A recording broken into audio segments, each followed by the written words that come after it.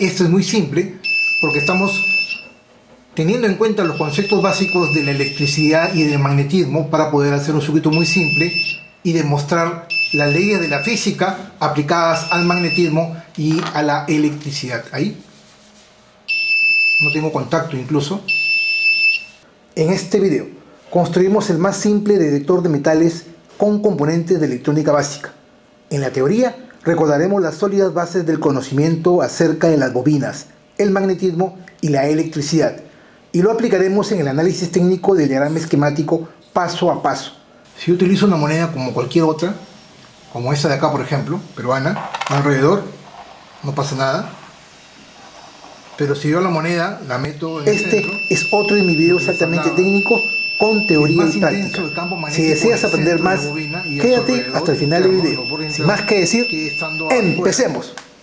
Pues bien, en este video me siento muy contento y feliz porque vamos a recordar algunos conceptos básicos y elementales acerca de las bobinas, el magnetismo, que considero los cimientos sólidos de la electricidad y de la electrónica. Me refiero a que vamos a construir el más simple detector de metales. Cuando hablamos de un detector de metales estamos hablando de magnetismo, ¿no? Estamos hablando de los conceptos de magnetismo, estamos hablando de una bobina, estamos hablando de una electrónica que va a utilizar como parte de un sensado o un sensor basado en magnetismo y de bobinas. Para ello vamos a empezar este video a mano alzada para recordar algunos conceptos que hemos visto antes en el curso Aprendamos Electrónica Juntos, aquí en mi canal de YouTube, el capítulo acerca de las bobinas. Un capítulo, yo diría, top de mi canal. Ojo con lo que les estoy diciendo.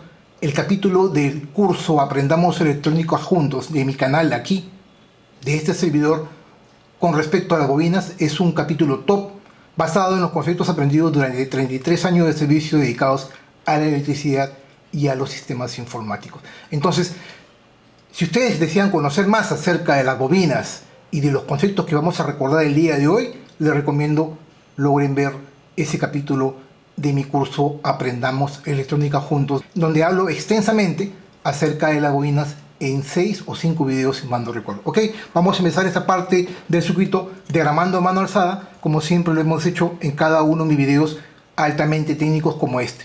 Para ello, vamos a empezar con la alimentación. Vamos a hacerlo de esta manera, de un color distinto. La alimentación la vamos a poner por acá. Para este proyecto vamos a utilizar una batería de 9 voltios. Ojo con el detalle, una batería de 9 voltios. Ahí. Una batería de 9 voltios, ¿no? El más y el menos. Una batería de 9 voltios. DC. Vamos a extender la alimentación por acá. Acá lo mismo. Y en paralelo a la alimentación, por un tema de filtrado, voy a utilizar un condensador. Un condensador simple, un condensador lentejita, que también hemos visto mucho en mi canal de YouTube. Un condensador ampliamente usado en los proyectos de electrónica básica, como este. Este es un proyecto de electrónica básica. Vamos a usar un condensador, para mi caso, un condensador 104. Este vendría a ser C3 de 104. De ahí vamos a recordar los valores exactos como tales. Aquí, en paralelo a la alimentación, hemos dicho que este condensador es un condensador de filtro para evitar, digamos, el rizado o los espurios producidos por elementos externos al circuito. Vamos a usar, para este caso, para que nos alerte, vamos a usar un pequeño buzzer. Si la alimentación es de 9 voltios, voy a usar yo, para este caso, un buzzer, en mi caso, de 12 voltios, ¿no? Me dio más resultado utilizar un buzzer de 12 voltios que un buzzer, ¿no? Un buzzer de, en este caso, 5 voltios, ¿no? Vamos a poner el buzzer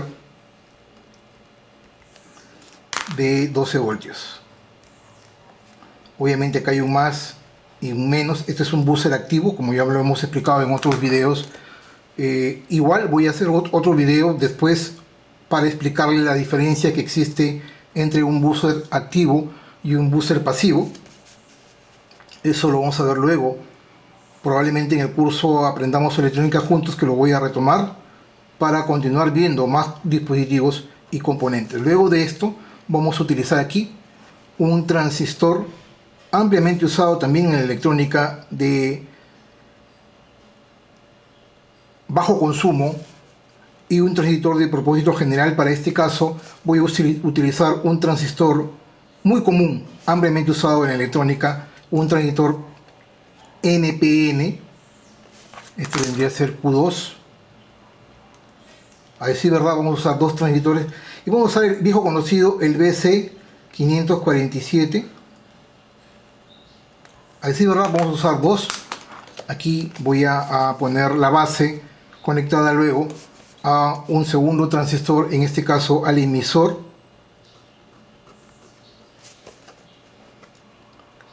Del segundo transistor, conectado en una configuración muy parecida a una configuración Darlington, pero a decir verdad no es una configuración Darlington.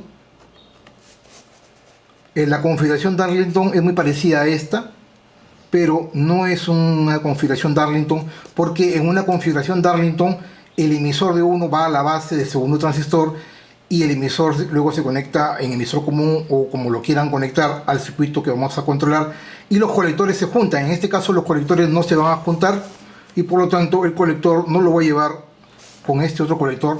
Si yo lo llevo este colector acá, se convierte en una configuración Darlington, que también le hemos expresado y hemos hablado ampliamente aquí en mi canal YouTube. Esta es una configuración que también permite amplificar la corriente y la señal cuando hablamos de conexiones de transistores. No es una configuración Darlington, ojo con el detalle, vuelvo a repetir. Este es el segundo transistor, que vamos a llamarlo Q2. Este es Q1, Q2, y también se trata de un BC547. Ambos son transistores de propósito general. Pueden usar el 2N3904, el BC337, igual debería dar resultado. La verdad que no lo he probado, pero técnicamente hablando, según mi experiencia, debería funcionar. La base de este transistor lo vamos a llevar, así que no se desesperen también, porque estamos recién diagramando a mano alzada el circuito. En la siguiente sección del video les voy a explicar la parte técnica, en donde vamos a gozar ampliamente recordando los conceptos acerca de las bobinas y del magnetismo. Ojo con el detalle, así que atentos. Aquí en una configuración especial de base vamos a conectar una resistencia. Las resistencias que vamos a poner todas son de 1/4 de watt. Ojo con el detalle.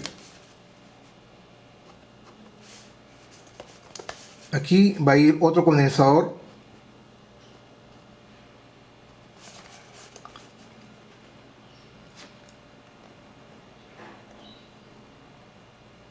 Ahí. Este condensador va a ser C2. Y este es un condensador de 22 picofarads. Ojo con el detalle, hay que respetar los valores de los componentes, sobre todo de los condensadores y de la bobina, que les voy a explicar luego. 22 picofarads. Esta resistencia que va conectada a la base es R2, y de preferencia, en mi caso yo usé 1.8K, pueden usar también 2.2K, ojo con el detalle, 2.2K. Y aquí vamos a conectar hacia arriba un potenciómetro, para mi caso un trim-pot.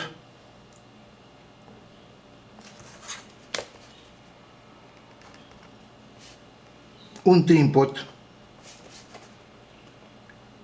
que el valor de este trim-pot puede variar, puede ir desde 50K a 100K. Este es un trim-pot, vamos a ponerlo acá, R1.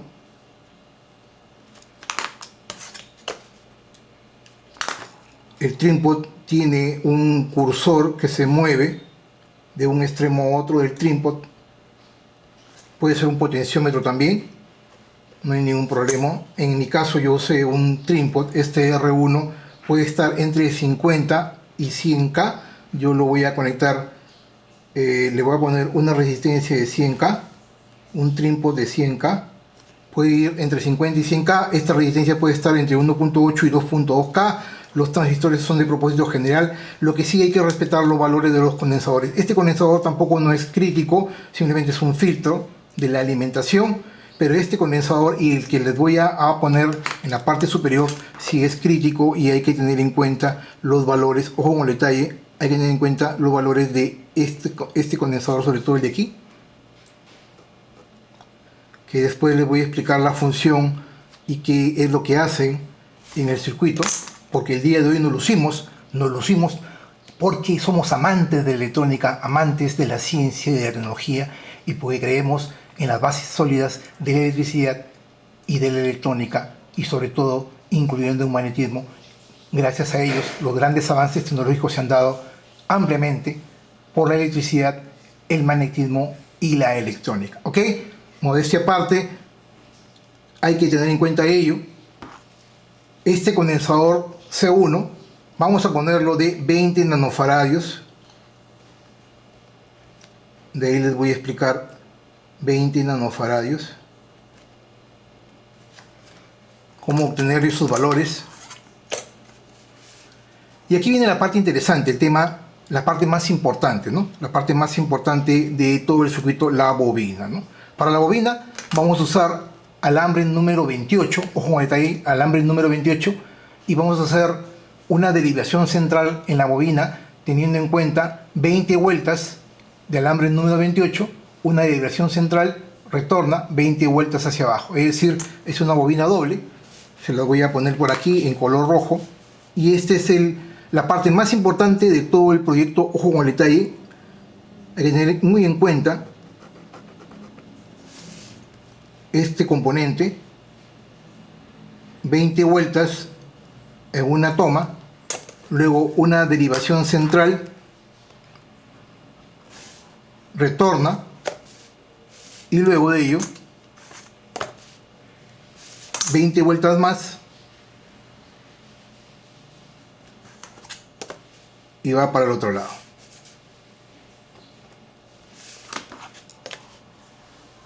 Para este caso, estas 20 vueltas iniciales de la parte superior van a ir conectados al extremo de este condensador de 20 nanofaradios.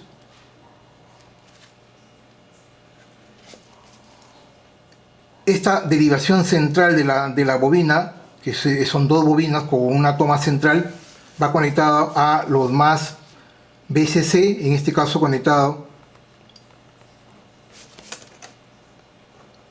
a la batería, al positivo de la batería. Ahí. Y el otro extremo de la otra bobina, la segunda bobina, va a ir conectada al otro extremo del condensador. Ojo con el detalle. Vamos a explicar luego la parte técnica paso a paso para que lo puedas entender y puedas conocer más acerca de las bobinas, del magnetismo y los cimientos sólidos de los grandes avances tecnológicos que hoy en día tenemos gracias a ello. Y aquí conectamos el otro extremo. Este extremo lo conectamos acá. Listo. Esta es una bobina, como he dicho, 20 vueltas o 20 espiras con una derivación central, ¿no? Con una derivación central. Esta es una bobina AWG número 28. ¿Cómo crear la bobina? Aquí les voy a mostrar. Acá tengo la bobina que vamos a usar para este proyecto. Este es alambre número 28, AWG número 28. Para mi caso yo utilicé mi cargador. El diámetro de esta bobina tiene que ser 4 centímetros aproximadamente. Les voy a mostrar el diámetro interno, aproximadamente 4 centímetros. Ahí están viendo, aproximadamente 4 centímetros. Para mi caso yo utilicé la base de la parte externa de mi cargador de celulares de carga rápida.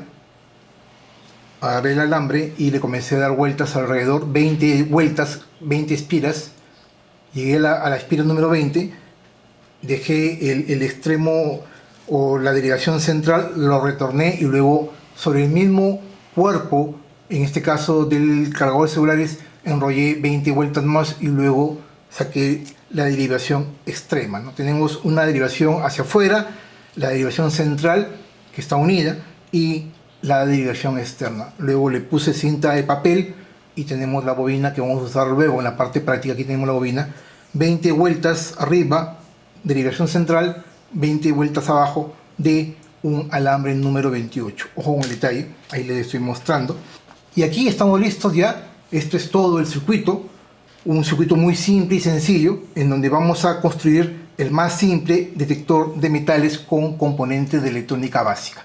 ¿Ok? A partir de este momento vamos a empezar con el análisis técnico paso a paso de este diagrama, un diagrama muy simple y sencillo, y lo más importante, con esa pasión que tenemos por la electrónica, vamos a demostrar los conceptos de los grandes avances tecnológicos acerca de las bobinas y del magnetismo. ¿Ok? Vamos a identificar primero los puntos importantes. Tenemos la batería de 9 voltios aquí, el más y el menos. Hemos dicho que este condensador C3 es un condensador de filtro 104, ¿no? Vamos a ponerlo por acá. 104. ¿Cuánto equivale 104? Es 104 picofaradios, ¿no? En este caso 104 es el valor, pero picofaradio sería el valor, vendría a ser 10 y 4 ceros, ¿no? 1, 2, 3 y 4. Esto vendría a ser igual, este vendría a ser 100.000 picofaradios, ¿no? Y esto vendría a ser igual a ¿cuánto? A 100 nanofaradios, ¿no?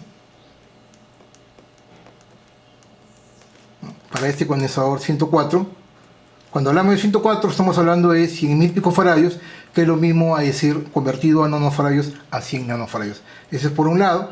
Cuando hablamos de este otro condensador de 22 picofaradios, esto ya es un valor estándar. Y cuando hablamos de este condensador C1, que estos dos valores son muy importantes, sobre todo este y la cantidad de vueltas y la bobina, sobre todo el número y el diámetro de la bobina como tal, que ya les he mostrado que tiene 4 centímetros, es un valor muy importante. Para C1, si estamos hablando de 20 nanofaradios, es un valor que no es comercial. Entonces, podemos reemplazar esta bobina de 20 nanofaradios. Para mi caso, yo utilicé 103, dos condensadores 103. 103 vendría a ser un 1, un 0 y 3 ceros más. En este caso, picofaradios. Miren la diferencia. Vendría a ser 10.000 picofaradios. 10.000 picofaradios, que es lo mismo a decir a cuánto, a 10 nanofaradios, ¿no? 10 nanofaradios, y como yo necesito 20 nanofaradios, lo que yo he hecho, en vez de poner un solo condensador de 20 nanofaradios, yo para mi circuito le voy a poner dos condensadores en paralelo, ¿no? Hago esto y le pongo otro condensador en paralelo acá. Pueden hacerlo de esta manera. ¿Por qué? Porque las capacidades se van a sumar, ¿no? Eso ya lo hemos visto mucho en el curso Aprendamos Electrónica Juntos. Si yo pongo dos condensadores 103 acá, estoy poniendo dos condensadores de ¿cuánto? De 10 nanofaradios, ¿no? En paralelo. Y al estar en paralelo, cuando los condensadores se conectan en paralelo, las capacidades se suman. 10 nanofaradios más 10 nanofaradios vendría a ser 20 nanofaradios, ¿no? Se pueden poner o conseguir uno de 20 nanofaradios, que es poco usual, o poner dos condensadores en paralelo de 10 nanofaradios. Es decir, dos condensadores 103 en paralelo. ¿Ok? Entonces, ¿por qué hago la salvedad? Porque yo lo hice de esta manera para este proyecto. ¿Ok? Entonces, vamos a ir identificando las partes. Tenemos dos transistores que no están en la configuración Darlington, como yo le expliqué, 2BC547, en donde el emisor de uno es el emisor común conectado al punto negativo. El emisor del segundo transistor va conectado a la base de uno, y luego esta otra base está conectado a un circuito de control, ¿no? Este circuito de control va a depender, para que este transistor conduzca, el transistor Q2 conduzca, necesito que exista una cierta polarización aquí y ese punto de disparo va a depender no solamente de lo que lo voy a explicar después, sino va a depender de este trim pot. Este trim pot, que puede ser entre 50 y 100K, vamos a definir el punto de disparo de este primer transistor. Para que este otro segundo transistor conduzca, yo necesito hacer que el primer transistor, el Q2, conduzca, y una vez que este conduzca, va a conducir el Q1 y va a hacer que el buzzer suene. Este buzzer es un buzzer activo, no es un buzzer pasivo, ojo con el detalle, y es de 12 voltios porque la alimentación es de 9 voltios. Este otro condensador es un condensador de filtro. Y acá viene el tema importante, ¿no? El tema trascendental de este circuito es la presencia de este condensador C1 de 20 nanofarados que puede ser reemplazado por dos condensadores de 10 nanofarados o 103, como les he explicado en la parte anterior. Este condensador en sus extremos, si se dan cuenta, está conectado los extremos de la bobina que les acabo de mostrar. Esta bobina tiene una derivación central 0 que va conectado al punto más positivo, y el extremo de una bobina va conectada al extremo del condensador de 20 nanofarados, y el otro extremo de la bobina va conectado al otro extremo del condensador. Es decir, esta bobina o este devanado, vamos a llamarlo así, L1 y L2 son devanados. Este devanado L1 forma un circuito LC con este condensador de 20 nanofarados, al igual que este otro devanado L2, porque va conectado al otro extremo. ¿Ok? En condiciones normales, cuando yo no tengo un material ferroso aquí, o un metal, ustedes saben que el metal tiene hierro, y por tanto el hierro va a producir que el campo magnético se eleve. En condiciones normales, voy a explicarle de una manera distinta, vamos a explicarlo para que lo puedan entender. Este es un pedazo de alambre, por ejemplo. Si yo a este alambre lo quisiera convertir en una bobina, lo que hago simplemente es agarro el lapicero, vamos a hacerlo con este de acá, y lo que hago es creo una bobina. Esta es una bobina. Convierto este alambre en una bobina. Esta bobina tiene una resistencia o una impedancia, que es la oposición que ofrece esta bobina al paso de una corriente eléctrica. Si a esta bobina le hacemos circular una corriente eléctrica directa en DC, lo que simplemente esta bobina ofrece una pequeña resistencia muy, pero muy baja, incluso cercana al cero, y deja pasar la corriente. Pero si a esta bobina yo le hago circular una corriente que va cambiando en el tiempo de un extremo a otro, esta bobina va a generar un campo magnético, y ese campo magnético va a depender de la inductancia que genera esta bobina. En un alambre normal, convencional, no existe inductancia. Si a este alambre lo enrollo y lo convierto en una bobina, esta bobina, también conocida como un sistema inductor o inductor simplemente, va a generar un campo magnético en función a una inductancia. ¿Y qué es la inductancia? La inductancia es la capacidad o la propiedad que tiene cualquier bobina o inductor para poder almacenar energía en la forma de un campo magnético. Cuando hablamos de un condensador, por ejemplo este condensador almacena cargas eléctricas. Entonces, cuando a este condensador se le aplica un voltaje de corriente directa o corriente alterna, este condensador tiene la propiedad de poder almacenar esa energía en la forma de cargas eléctricas. Mientras que una bobina, como esta de acá, tiene la capacidad o la característica, para no confundirnos con un condensador, tiene la característica importante de poder almacenar energía en la forma de un campo magnético. ¿Ok? Entonces, este campo magnético va a depender de la inductancia, ¿no? La inductancia de la bobina. Entonces, esta bobina, al ser enrollada y le hago circular una corriente en alterna, que va cambiando en el tiempo, esta bobina tiene una determinada inductancia. La inductancia de esta bobina va a depender de varios factores importantes, como por ejemplo la cantidad de vueltas, así que a mayor cantidad de vueltas la inductancia sube.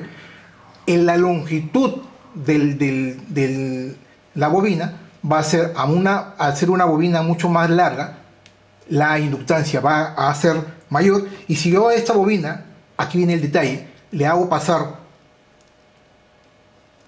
o le pongo un material ferroso en el centro de esta bobina y lo convierto en su núcleo de esta bobina, hago que esta bobina aumente su inductancia. Y no solamente ello, si a esta bobina yo le ubico en el centro, le ubico un material ferroso, ojo con el detalle, un material ferroso como un metal, el metal tiene partículas de hierro, y ese hierro va a hacer que varíe la inductancia de esta bobina, ¿no? Y se autogenere un campo magnético. El campo magnético va a crecer, la inductancia va a crecer y se altera las propiedades de esta bobina por la presencia de un material ferroso. Esa alteración de esta propiedad de la bobina, que se conoce como inductancia, es lo que tiene que ver para que este circuito funcione, ¿ok? Entonces, después de haber conocido cómo funciona una bobina, las propiedades, la inductancia, vamos a hablar de otro tema interesante en este circuito, que es la frecuencia de resonancia, ¿no? La frecuencia de resonancia es aquella frecuencia que va a entrar en resonancia cuando la reactancia inductiva de esta bobina es igual a la reactancia capacitiva de este condensador. Ojo con el detalle, aquí viene el tema interesante, que es el disparador de este circuito. Entonces, en condiciones normales, si yo no tengo un material pasado en hierro acá, es decir, no existe un metal, y yo pongo la bobina, y le voy a mostrar, por ejemplo, yo pongo la bobina aquí, ¿no? Y no encuentro metal en la parte inferior, simplemente, ¿qué va a suceder? Va a suceder de que esta bobina va a tener una cierta inductancia sin la presencia del material de hierro y va a interactuar con la reactancia capacitiva de este condensador y no va a entrar en resonancia, ¿no? Al no entrar en resonancia, simplemente el transistor Q2 no conduce y obviamente hace que este otro transistor no conduzca y el buzzer no suene, porque recuerden que el buzzer está conectado, es un buzzer activo conectado al polo positivo de la batería y por lo tanto el buzzer no suena. ¿Y qué sucede cuando la bobina yo lo acerco a un material ferroso, por ejemplo, este desarmador, por ejemplo, o una moneda, lo acerco en el centro, ¿no? No a los costados, sino en el centro? ¿Qué sucede cuando este material ferroso interactúa con la parte central de esta bobina? ¿Qué va a suceder? Va a suceder lo que les explicaba, no es lo mismo que yo lo pongo aquí o que lo ponga en el centro, ¿no? El hierro va a producir que la inductancia de esta bobina varíe, aumente su inductancia. Al aumentar la inductancia, se va a crear esta frecuencia de resonancia entre el condensador C1 y una de las bobinas. Va a entrar en resonancia y esa frecuencia de resonancia va a hacer que este circuito resuene a una frecuencia de resonancia. ¿Esto qué va a hacer? Que el transistor Q2 conduzca y haga conducir al transistor Q1, y una vez conduciendo el transistor Q1 va a hacer que la corriente de la batería del MAS circule entre el colector emisor a tierra y el buzzer suene. Ante la presencia del metal en la parte inferior, la inductancia aumenta, la reactancia inductiva de esta bobina, ya sea L1 o L2, va a ser igual a la reactancia capacitiva de este condensador y por lo tanto la frecuencia de resonancia va a hacer que este circuito resuene y los transistores conduzcan. Cuando no existe metal, la inductancia de estas bobinas va a ser menor, no están equilibradas las reactancias, ni la reactancia inductiva ni la capacitiva, y por lo tanto el circuito no está en resonancia, porque el disparador también lo determina este trípode, que ajusta los niveles de disparo de los transistores. Entonces, al no tener un material ferroso en la parte inferior, simplemente no existe frecuencia de resonancia, los transistores no conducen y el buzzer no suena. De esta manera, como lo estamos explicando, funciona de una forma muy sencilla y práctica, simplemente conociendo los conceptos de magnetismo del material ferroso, de el tema de la inductancia, que es el factor desencadenante de este circuito y que va a variar en función a material de hierro que se le está exponiendo en la parte inferior o en el centro de esta bobina, y que hace que entre en resonancia y los transistores conduzcan. Pues bien, hasta aquí esta parte. Ahora sí vayamos con la tarjeta de Yield CPCB y a la implementación. Continuamos entonces. Y como siempre lo hago en cada uno de mis proyectos de electrónica aquí en mi canal de YouTube, yo mismo diseñé mis propias tarjetas PCBs y las mandé a fabricar solo aquí en GLC PCB. Como sabrás, GLC PCB es la empresa líder fabricante de los mejores circuitos impresos en el mundo. Vamos a abrir la bolsa que me vino ampliamente sellada al vacío. Ahí vamos a abrirlo, está bien protegida. Para esta ocasión los mandé a hacer en color azul, otro de mis colores preferidos. Vamos a ponerlo aquí para que lo logren ver tanto en la parte posterior como en la parte frontal. Ahí pueden ver las tarjetas, la calidad de las tarjetas que solamente GLC PCB puede hacer para nuestros proyectos de electrónica y que sobre todo nosotros mismos podemos diseñar. Ya les he explicado en un video en diciembre del año 2022, hace unos meses nada más, de cómo fabricar cada una de las tarjetas y mandarlas a fabricar a GLC PCB. Recuerden, 5 tarjetas de 10 centímetros por 10 por tan solo $2 más gasto de envío. Pueden también mandar a fabricar en diversos tamaños y colores, como por ejemplo 10 tarjetas de 10 centímetros por 10 por tan solo $5 más gasto de envío. Puedes ingresar a la página de GLC PCB desde cualquiera de mis videos. Aquí en la descripción de mis videos se encuentra este enlace directo a la página de GLC PCB. Y lo más importante es que ahora GLC PCB está regalando cupones de hasta $54 para usuarios nuevos. Para obtener el cupón ingresa a GLC PCB desde este enlace en cada uno de mis videos. Y desde aquí ya puedes realizar tu cotización instantánea.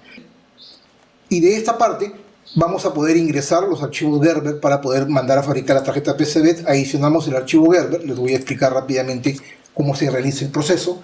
Adiciono el archivo Gerber, cuyo proceso de diseño ya les he explicado en los videos anteriores. Adicionan el archivo Gerber directamente aquí en esta página, aquí podemos ver, y desde aquí ya ustedes pueden definir la cantidad de capas que tiene su tarjeta PCB. Para mi caso solamente 2 capas. La cantidad pueden mandar a fabricar desde 5 hasta una cantidad exorbitante de 80.000 tarjetas PCB sin ningún problema. Vamos a dejarlo en 5.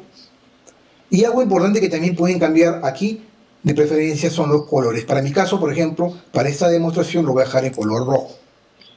Y con todo esto yo ya tengo listo, obviamente, ya la cotización instantánea. Aquí puedo ver los costos involucrados en la fabricación. Le doy salvar a mi carrito y luego de ello yo ya puedo ver el carrito y realizar el pago efectivo de Security Checkout. De esta manera, en tan solo entre 7 y 8 días yo ya puedo tener las tarjetas PCBs en la puerta de mi domicilio. En esta parte del video vamos a continuar con el montado y el soldado de los componentes electrónicos uno a uno sobre la tarjeta PCB con mucho cuidado.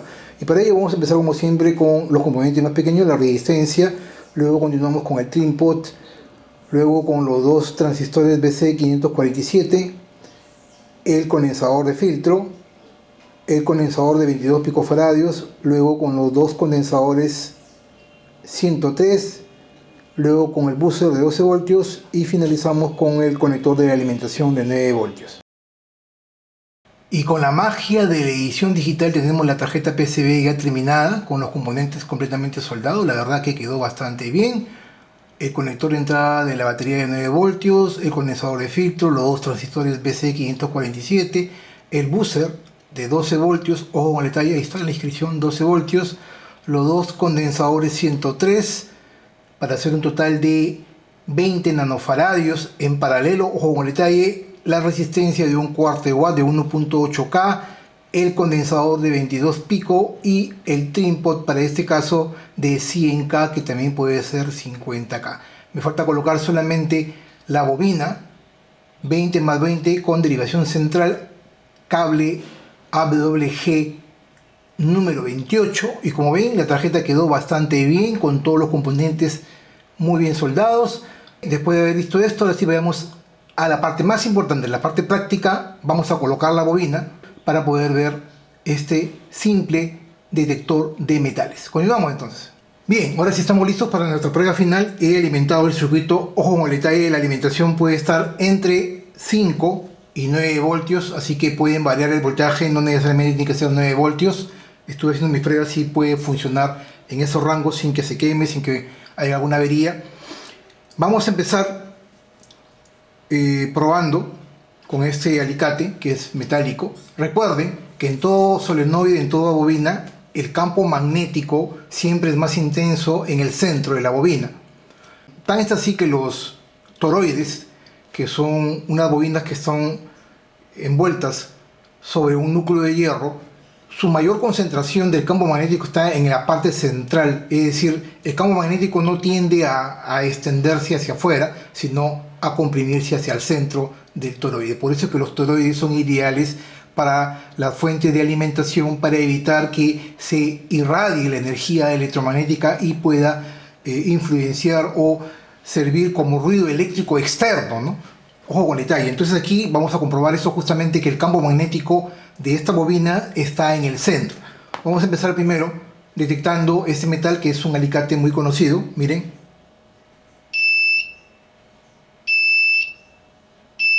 Y si yo me voy en el centro, sin tener contacto, ahí están viendo, sin tener contacto con los lados laterales de la bobina, donde es más intenso el campo incluso, no estoy tocando la bobina,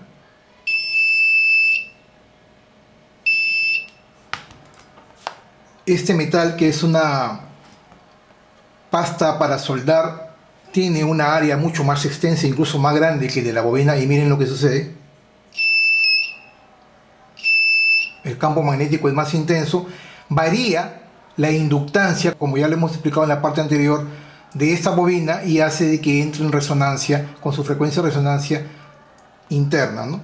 Entonces el área de esta tapa, que incluye obviamente la pasta para soldar, es más extensa, más amplia, y es más fácil de detectar.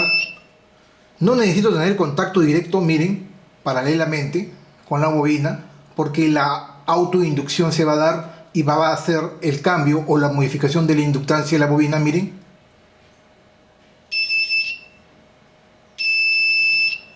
no necesito tener contacto directo.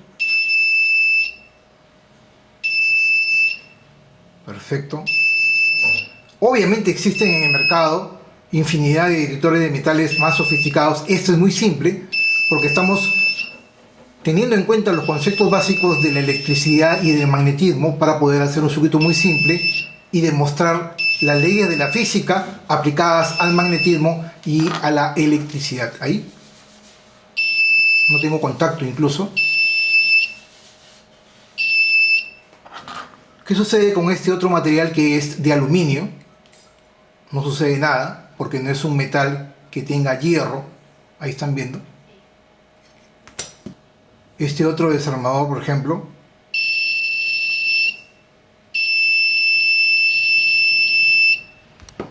este otro alicate, por ejemplo, ahí, incluso en la parte central, sin tener contacto, miren, sin tener contacto.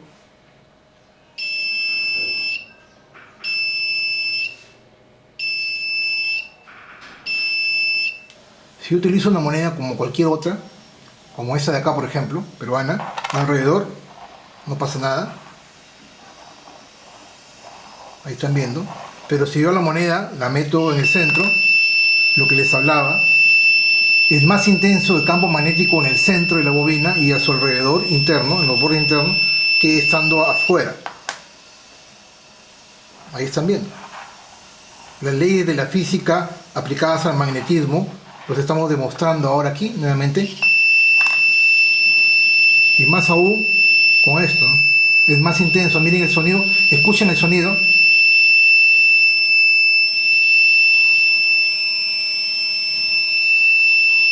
Nuevamente